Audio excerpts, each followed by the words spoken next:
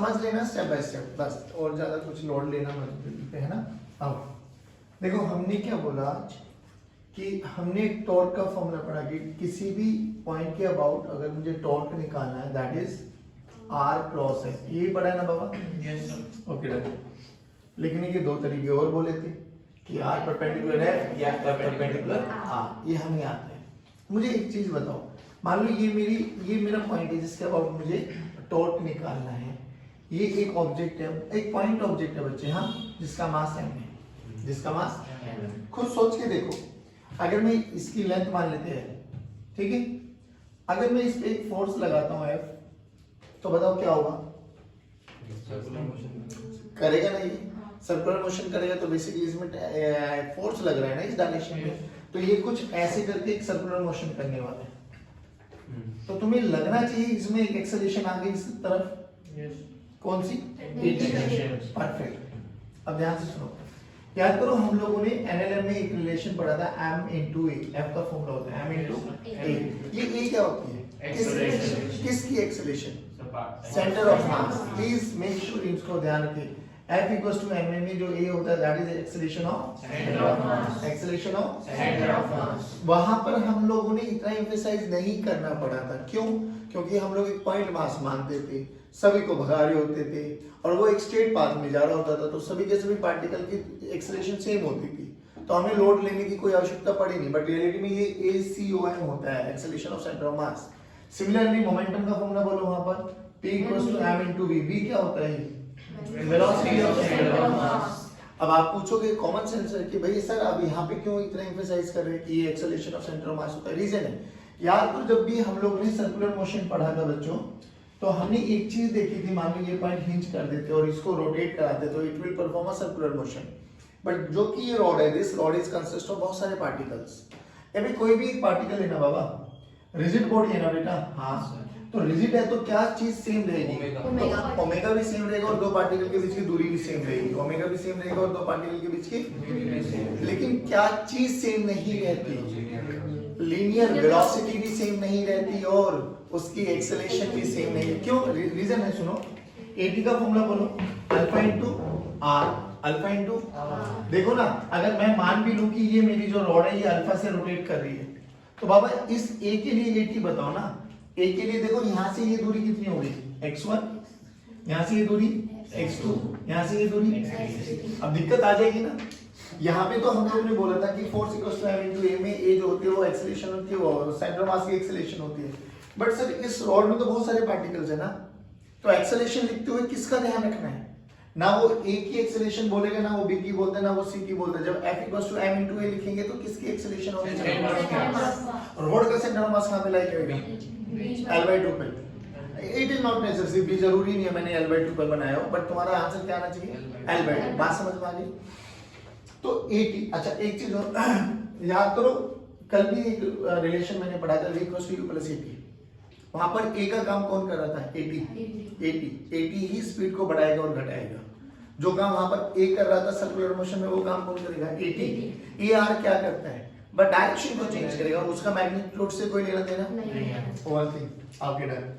अब मैंने बोला कि इधर देखो बाबूजी, अब ये पॉइंट मास है ना बच्चे, अब पॉइंट मास इस पे फोर्स लगाया तो इसमें एक्सेलरेशन आ गया, तो मैंने डायरेक्ट फॉर्मूला लिख दिया F equals to m into a, जो कि पॉइंट मास है, तो मैं a को इसी को सेंटर ऑफ मास मान सकता हूं, कोई दिक्कत वाली बात नहीं। चलिए, now this is F equals to m into a, इसको L से मल्टीप्लाई करो, FL, this is equals to ml into a। नहीं आया समझ में? कर दो ना एक बारी, डन है? ध्यान से देख, यहाँ पे a क्या आएगा? 80। AT का फॉर्मूला बोलो, alpha into R, alpha into alpha into alpha into, तो R क्या होता है? जिस पॉइंट के अबाउट वो घूम रहे हैं, तो ये इस पॉइंट के अबाउट घूम रहे हैं, तो यहाँ से यहाँ तक की R की वैल्यू कितनी? L। तो AT को देख ध्यान से, मैं क्या लिख सकता हूँ? Alpha into L, alpha into, चलिए रखो एक बार सारी equations. FL this is equals to ml square into alpha. अब प्लीज मेक अ नोट, ध्यान से देख, इस पॉइंट के अबाउट इस फोर्स का टॉर्क बोलो, इस पॉइंट के अबाउट इस फोर्स का टॉर्क बताओ। L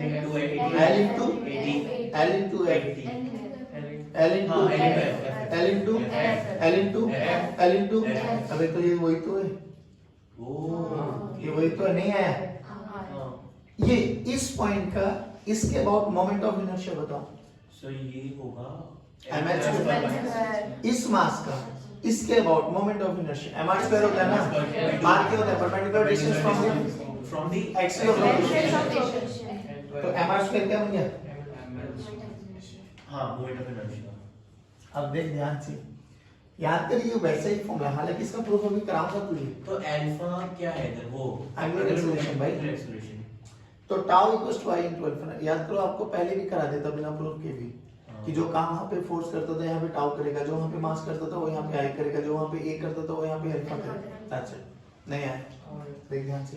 सर्कुलर के जैसा कुछ। हाँ, इस फॉर्मूले को याद करते हुए आपको क्या चीज का ध्यान रखना है कि जिस पॉइंट के अबाउट टॉर्क लिखा है ना, मोमेंट ऑफ इनर्शिया भी उसी पॉइंट के अबाउट लिखना पड़ेगा आपको। देखो ध्यान से, ml स्क्वायर किस पॉइंट के अबाउट है? इस पॉइंट के अबाउट। r क्रॉस f में जो यहाँ पे fl आया था वो भी किस पॉइंट के अबाउट आया था? o। तो बस एक चीज का क्या ध्यान रखना बच्चों कि जब भी ये वाला फॉर्मूला यूज कर रहे हो, tau this is equals to i into alpha, tau and i should be from same axis of rotation. Tau and i should be from same axis of rotation को ये वाला लिख दो, एक्सिस ऑफ रोटेशन। बोलो इतना समझ में आया? अब देखो कल के क्वेश्चन को थोड़ा सा रिपीट करते हैं। हमने बोला कि मेरे पास ना एक हॉरिजॉन्टल टेबल है बाबा। हॉरिजॉन्टल टेबल समझ में आ गई? जैसे आपके सामने हॉरिजॉन्टल टेबल रखी हुई है, यहाँ पर एक रॉड रख दिया हम लोगों ने, मास एम, लेंथ एल, और ये फिक्स करते हैं हिंज। इसका मास एम है बाबा, लेंथ एल है। तो समझ में आ गया? लेट अस सपोज ये आपके पास एक टेबल है और इस पे एक रॉड को रख दिया ये ऐसे कुछ, और इसको इस पॉइंट से हिंज कर दिया गया। Are you getting me? Sure? पक्का? चलिए अब मैंने क्या किया, अपन ने ना इस पे एक फोर्स लगाया हुआ है, एफ फोर्स लगाया। बताओ फोर्स लगने से क्या होगा? तो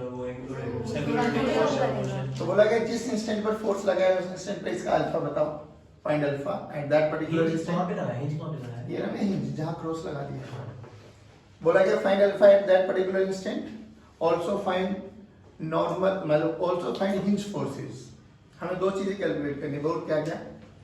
एक तो अल्फा निकालना है उसी इंस्टेंट पर और एक हिंज फोर्स।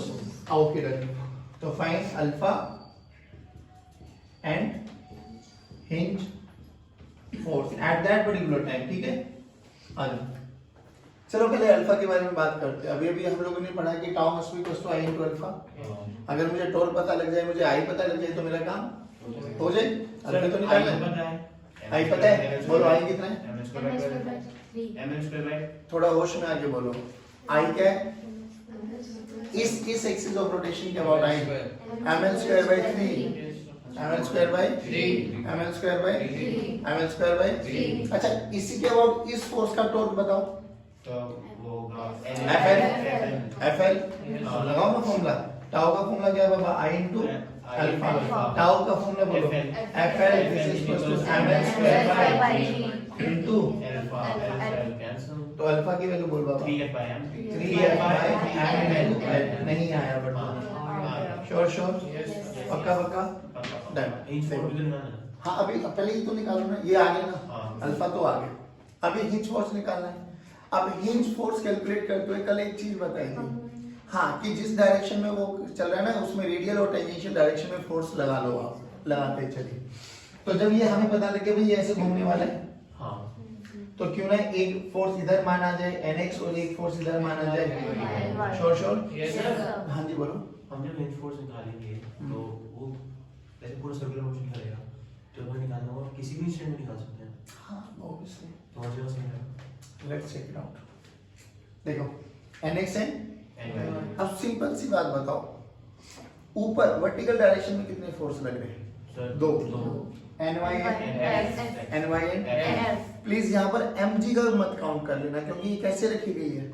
हॉरिजॉन्टल। ध्यान रखना ये ऐसे रखी गई है, तो mg तो इस टेबल के नीचे लग रहा है और मैंने फोर्स ऐसे लगाया। प्लीज इन चीजों का ध्यान रखा करना है ना। मैंने हॉरिजॉन्टल प्लेन बोला था। अगर ये ऐसे होती तो अगर हाँ ऐसे होता तो mg आता जरूर काउंट में। अगर मैं वर्टिकल में रख देता तो mg ही इसको घुमा रहा होता है ना। हाँ टेबल के ऊपर ही है फिर वर्टिकल में।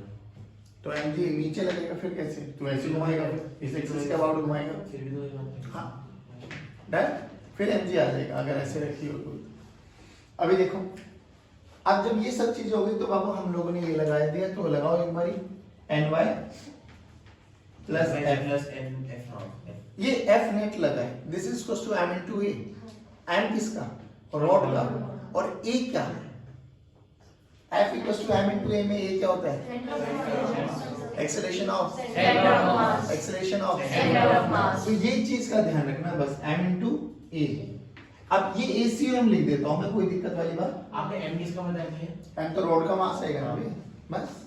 अब ACM क्या लिखूं मैं, सर 80 की value alpha into r, r की वैल्यू आर की वैल्यू l by 2, r की वैल्यू L by 2। तो ACM जो होगा यहाँ पर that is 80 and that is equals to r into alpha, but यहाँ पे r ये है बाबा, है ना, हाँ that is L by 2। L by 2 into alpha. नहीं आया, कहीं गलती ना करूं, ध्यान से देखना। हाँ सर। तो ny this is equals to m into L by 2 into alpha minus f। Alpha की वैल्यू अभी तो निकाली आपने, पुट करो, तो ny देखो, एम एल से M L cancel. m l alpha की वैल्यू आ गई 3f by m into l minus f। ml ml will 2 cancel को out, लाएगा नीचे। तो 3f by 2 minus f basically you f by 2, तो m F by 2 है ना, हाँ। ny की वैल्यू तो आ गई f by 2। अच्छा ये तो वर्टिकल वाला फोर्स हो गया, ये that is about the initial direction. Radial direction में कोई और फोर्स लग रहा है क्या, नहीं, तो nx 0, nx 0। और कोई लग ही नहीं रहा, तो nx तो 0 रहेगा। नहीं आया बाबा, सर इस सवाल में किसी भी इंस्टेंट पर बोले तो ny f by 2 रहेगा, वो 0 रहेगा, तो इनवर्स फोर्स f by 2 हो जाएगा। आपने इक्वेशन ऐसे निकाली ny प्लस f तो ठीक है, इक्वल टू m कौन से सकते हैं, m भाई is given। यही m into a ना, हाँ भाई f net क्या होता है, m into a, तो याद करो, आप लोगों ने भूल गए इसका अच्छा मतलब। हाँ f net। हाँ f net। पुली ब्लॉक सिस्टम पढ़ते थे अपन, तो वहां पर एक पुली पे एक ब्लॉक इधर लगा दे, एक इधर लगा दे, नीचे mg ऊपर टेंशन, तो mg minus tension equals to m into a। तो सेकंड लॉ ये तो होता है f net m into a के बराबर होती है, हाँ। बट वहां पर हमें a क्या होता है उसके बारे में ज्यादा एम्फसाइज करने की आवश्यकता होती नहीं थी, बट यहाँ पर करनी पड़ेगी, क्योंकि यहाँ पर v और a अलग अलग पार्टिकल्स का अलग अलग होता है, तो हम वो a कौन सा चूज करें, that should be centre of mass of the part, मतलब उस सिस्टम का सेंटर ऑफ मास। नहीं आया समझ, देखो आराम से इसको समझ में आया, फिर एक क्वेश्चन कराता हूँ, थोड़ा आइडिया देना। हाँ करो, अभी सोच लेना, उतार लेना इसको। ny हमारा इंच फोर्स है। हाँ हिंज फोर्स, ny और nx दोनों है, अभी ny लग रहा है, nx है ही नहीं, खत्म। कल ही बोला था हिंज फोर्स की कैपेबिलिटी होती है, वो it can apply forces in any direction, तो इसमें वो ny लगा रहा है, दैट्स इट। तो हम इसमें nx भी कैसे निकाल सकेंगे? अब NX तो आ ही नहीं रहा ना। फोर्स वहाँ पे नीचे। बस अब सेम इसी रॉड को मैंने वर्टिकल प्लेन में रख दिया है, वर्टिकल प्लेन, हाँ। देखना ध्यान से, सेम यही रॉड है, मास ml लेंथ l है, लेकिन अब वर्टिकल प्लेन में रखी गई है, और जैसे ही छोड़ूंगा उसी इंस्टेंट पर अल्फा निकालो और हिंज फोर्स बताओ। अब बताओ क्या करें, mg आ जाएगा। हाँ अब नीचे mg, अब क्या जो काम वहां पे f कर रहा था वो काम यहाँ पे mg MG करेगा, करेगा। श्योर अब श्योर, ये भी वही है ना? पक्का पक्का। अब ये फिर कोई हाँ अब तो वर्टिकल प्लेन में आ गई ना बाबा, तो ऐसे रखी गई है, जैसे ही छोड़ दो डच नीचे आएगी ना, तो जैसे ही छोड़ो उसी इंस्टेंट पर बताओ इसमें क्या अल्फा रहा होगा और हिंज फोर्सेस कैलकुलेट करो। क्या आप कर सकते हो, गिव इट अ ट्राई। चलिए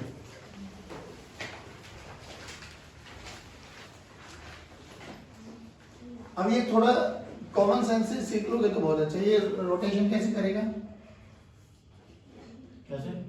घूमेगा ऐसे, तो ऐसे ही मान लेने में कोई बुराई नहीं है, nx इधर मान लो और ny ऊपर भी मान लोगे तो वो नेगेटिव में आ जाएगा, कोई दिक्कत वाली बात आएगी नहीं। चलो अब पॉइंट नंबर 1 हमें क्या निकालना था, उसी इंस्टेंट पर अल्फा, तो अल्फा का फॉर्मूला बताओ बेटा, tau this equals to i into alpha. Tau का फॉर्मूला mg रिस्पांसिबल है, mg से ये दूरी बोलो l by 2, तो टाउ का formula mg into l by 2, this is equals to i into, अब i तो कितना होगा, ml square by 3, ml square by into alpha, तो अल्फा की वैल्यू तो यहीं से आ गई बाबा एम ने एम को मार देना है, एल ने एल को मार देना है 3g/2 परफेक्ट।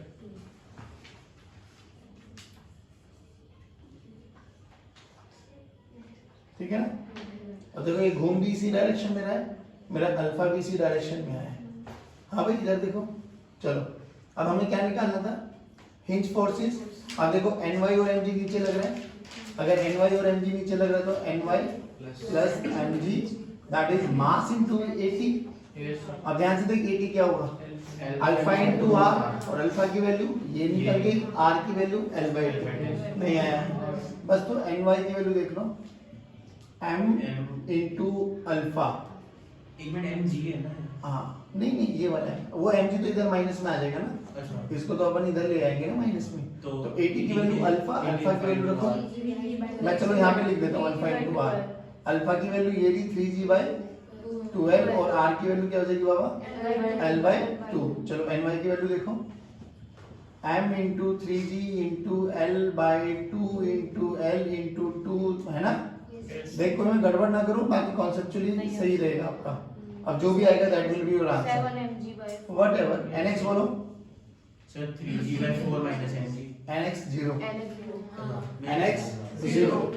अब एक बात बताओ, ये हमने, मैं कह रहा हूँ किसी भी एंगल पे ले जाके छोड़ दूं, क्या तुम नहीं लिख सकते? फिर वही करना है, nx और ny को निकाल लेना, किसी भी इंस्टेंट पर अल्फा कितना होगा वो भी हम पता लगा सकते हैं, इसमें कोई दिक्कत वाली बात क्या बाबू, दोबारा बोलो क्या आएगा? नहीं नहीं माइनस क्यों आ रहा है, ये देखो ना 3/4 है ना, तो 3/4 हाँ हो सकता है, देख लो एक बार, एल कैंसिल आउट, तो ये कितना आ गया 3mg/4 माइनस mg, सही है बाबा? तो ये कितना आ गया 4mg माइनस 3mg, तो minus mg/4।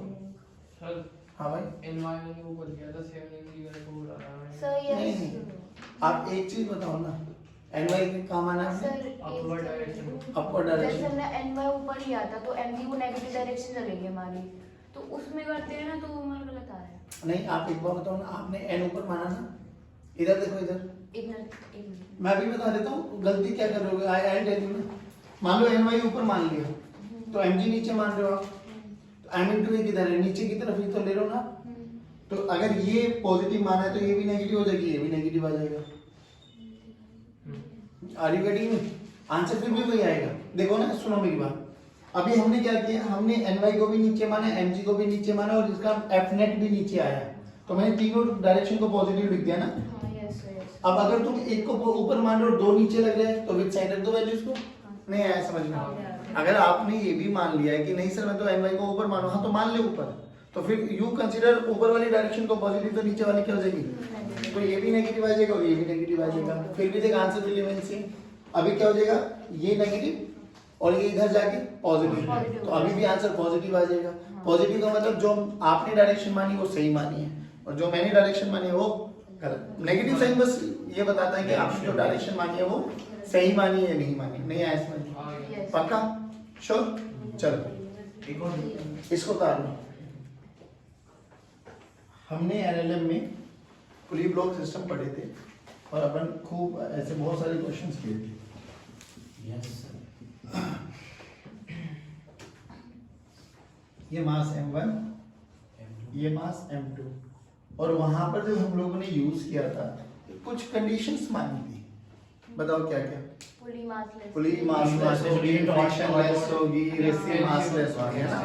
Pulley massless and frictionless, और रस्सी भी मास, ये माने थे अपन। और कुछ आपने ये बताया ना, रस्सी पूरी होनी चाहिए। हाँ वो टोट होनी चाहिए, मासलेस, फ्रिक्शनलेस, ये हमने माना था। फिर हमने बोला जैसे सिस्टम को रिलीज कर दिया, let us suppose m2 is greater than m1, तो ऑब्वियसली ये नीचे आएगा, ये तो नीचे आएगा तो इधर m2g लगेगा, रस्सी में टेंशन आएगी जो कि रस्सी मासलेस है और ये पुली फ्रिक्शनलेस है। सुनना आराम से, तो हमने बोली थी दोनों तरफ टेंशन सेम रहेगी। इधर m1g, फिर हमने, और ये पक्का था जितना ये नीचे आएगा उतना ही उतना ही ये ऊपर जाएगा। कंस्ट्रेंट था कि दोनों की एक्सेलरेशन सेम रहेगी। फिर हमने क्या किया था, इसका एफबीडी बनाया था। Yes. एफबीडी बनाओ इसका, सर तो नीचे आ रहा है तो नीचे वाले से ऊपर वाले को माइनस करो, equal to 0 G minus C equal to 0 M2 into M2 into ये बना था आपका F नेट और ये बना था मास इनटू एक्सेलरेशन। सेकंड लो, इधर क्या करते हैं, ये ऊपर जा रहे हैं तो ऊपर कौन है, टेंशन, नीचे कौन है, m1g, तो t minus m1g must equal to m1 कितनी इक्वेशंस है, दो, कितने वेरिएबल है, दो, एक टेंशन और एक एक्सेलरेशन, तो दो इक्वेशन दो वेरिएबल सोल्व कर लेते थे अपन लोग। इस सिस्टम को एटवुड मशीन भी बोलते हैं। कभी कभार अगर न्यूमेरिकल्स में लिखा है ना एटवुड मशीन, तो आपके दिमाग में ये सिस्टम चला जाना चाहिए कि this is also known as your Atwood machine. ठीक है भाई, अब सुनो, अब अपन रोटेशन कर रहे हैं बाबा, तो ऑब्वियसली पुली आएगी, और पुली आएगी तो पुली का मास भी होगा, और पुली का मास होगा तो पुली घूमेगी भी, और घूमेगी भी तो फ्रिक्शन भी मानेंगे, सब चीजें काउंट करेंगे। बट अभी भी कंडीशन क्या है, रस्सी मासलेस है। तो चलो वही सिस्टम है बिल्कुल सेम। ये वो था जो एनएलएम में पढ़ा था अपन लोगों ने, अच्छे से लगते थे ना। ये अपन जो रोटेशन में बात करेंगे, बहुत ईमानदारी से सुनना, 3 से 4 इक्वेशंस बनानी है हर न्यूमेरिकल में, एंड यू विल फील कि जो जो वहां पे न्यूमेरिकल करे थे ना पुली के। अच्छा एक चीज और, अभी पुली फिक्स रहेगी हमारे सभी क्वेश्चंस में, रोटेशन में हाँ, अभी सभी में। वहां हम लोगों ने मूवेबल पुली भी करी थी, पुली ऊपर जा रही है ना, लेकिन अभी रोटेशन में जितने भी क्वेश्चंस करेंगे हम 2-3, उसमें सब में पुली फिक्स रहने वाली है। देखो ये सेम सिस्टम बना दे बाबा, बस अब क्या है, इसका मास है m और फ्रिक्शन भी है, ठीक है। रस्सी अभी भी कैसी है, मास है, ये समझ के चलना। रस्सी कैसे बाबा, मास से अभी अपन है ना रस्सी को मोटी सी बना देते जिससे आप लोगों को थोड़ा सा समझ में आ जाए। ये नीले वाली रस्सी है,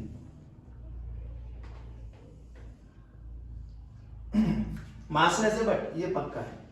चलो अच्छा मुझे एक बात बताओ, मान लो यार आज ये बात कर दी तुमने, तुम्हारा और मेरे बीच आज ये रस्सी आ गई कैसे, मासलेस।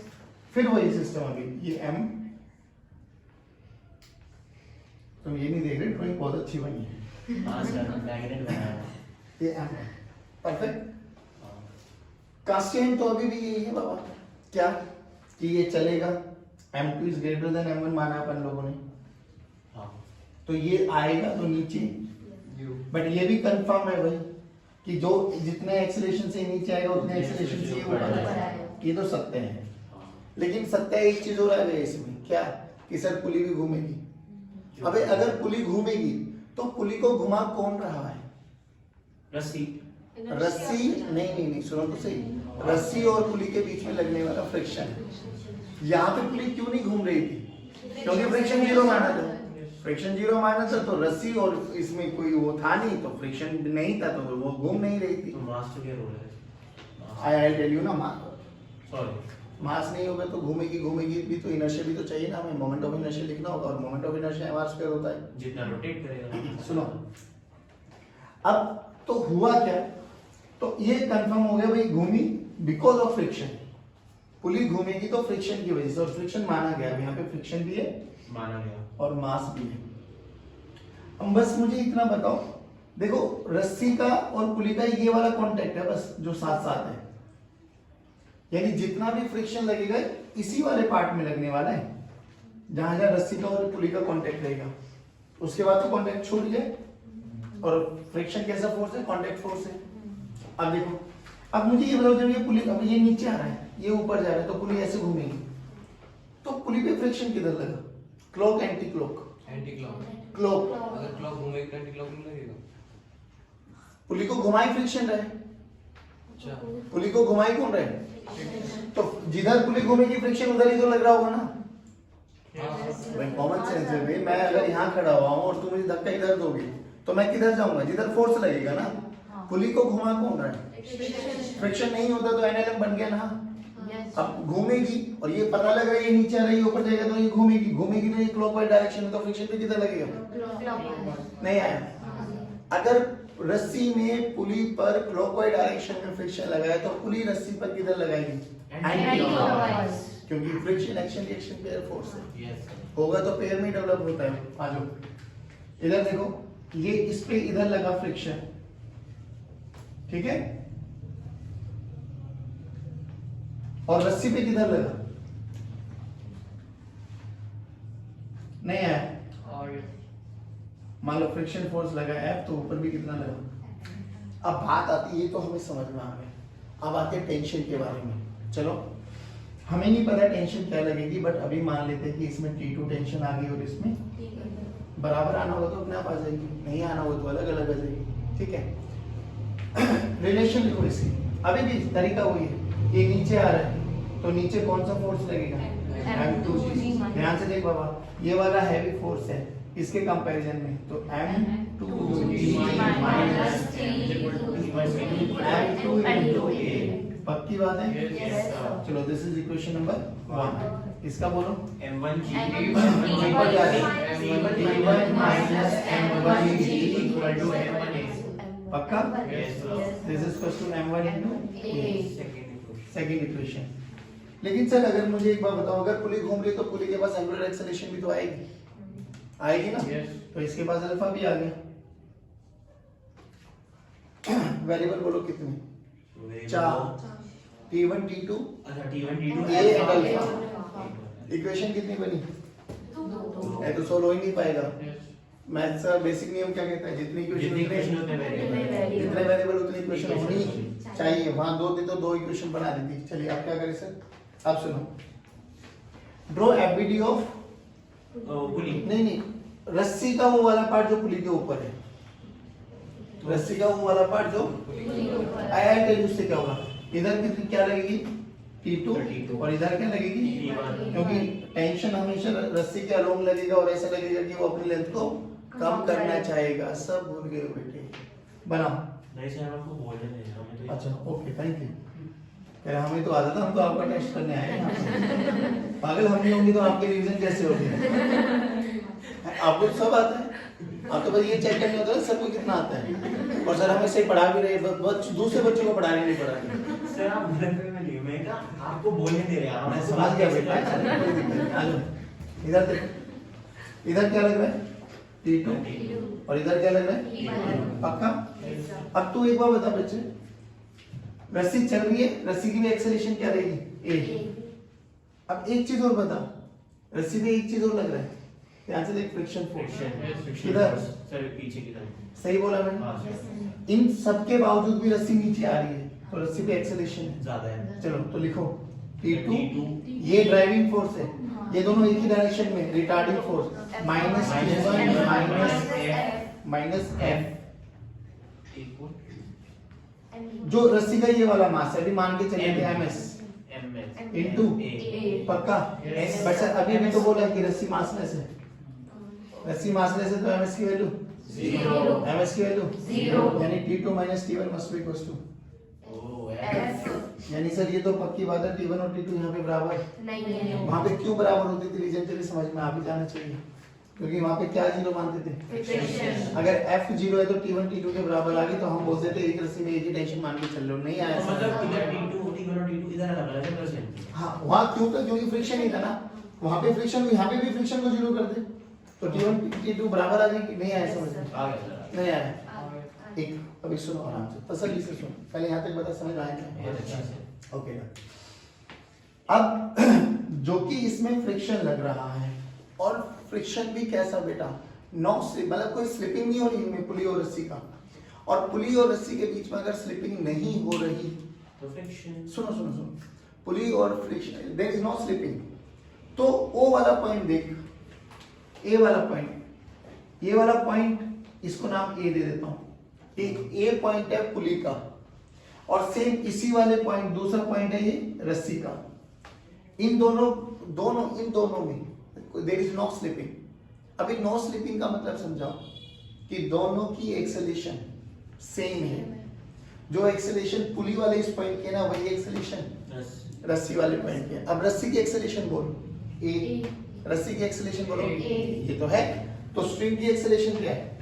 सर ए, यानी if there is no slipping तो मैं लिख सकता हूँ acceleration of pulley, acceleration of string उस ए वाले पॉइंट के, ये पॉइंट ए बोल देता हूँ, इस वाले पॉइंट को बी बोल देता हूँ। अब इसकी एक्सेलरेशन कितनी है? सर एक मिनट, एक सेकंड रुक जाओ, ये रेडियस मान लो आर, इसका रेडियस मान लो अल्फा इंटू आर, तो इसकी टेंजेंशियल एक्सेलरेशन कितनी है?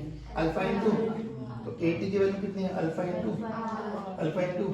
अगर कोई स्लिपिंग नहीं है हो रही तो ये दोनों बराबर, AT must be equals to A, यानी alpha R must be equals to A होना चाहिए। ये थर्ड इक्वेशन बन गई, ये तो देखी डाल रही है अभी तो कोई, ये थर्ड इक्वेशन बन गई।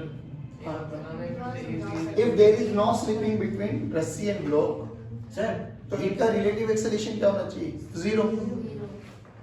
अरे सर तो यस ये जो हमने पॉइंट लिया ए और बी, हाँ। ये अपने रैंडम पे लिए किसी इंस्टेंट पे इक्वल, कहीं पर भी मान लेना, किसी भी इंस्टेंट पे इक्वल, हाँ बिल्कुल होगा।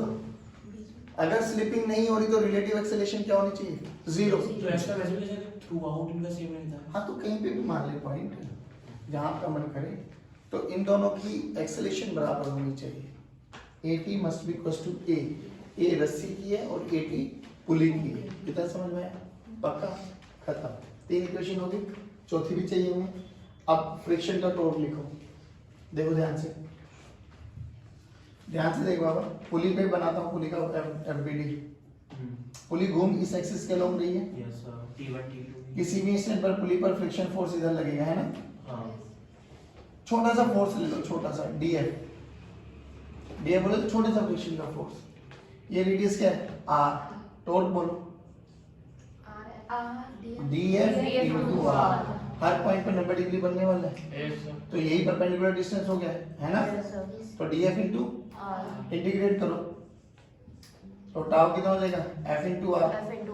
F into टाउ का फॉर्मूला क्या होता है? I into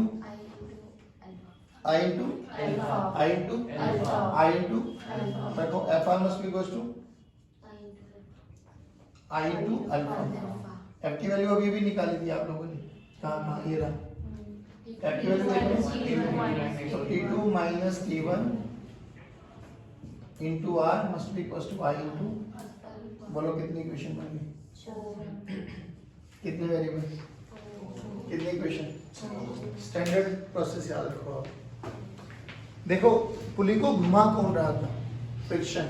तो ध्यान से देखो, friction into radius of the pulley is equal to I into alpha.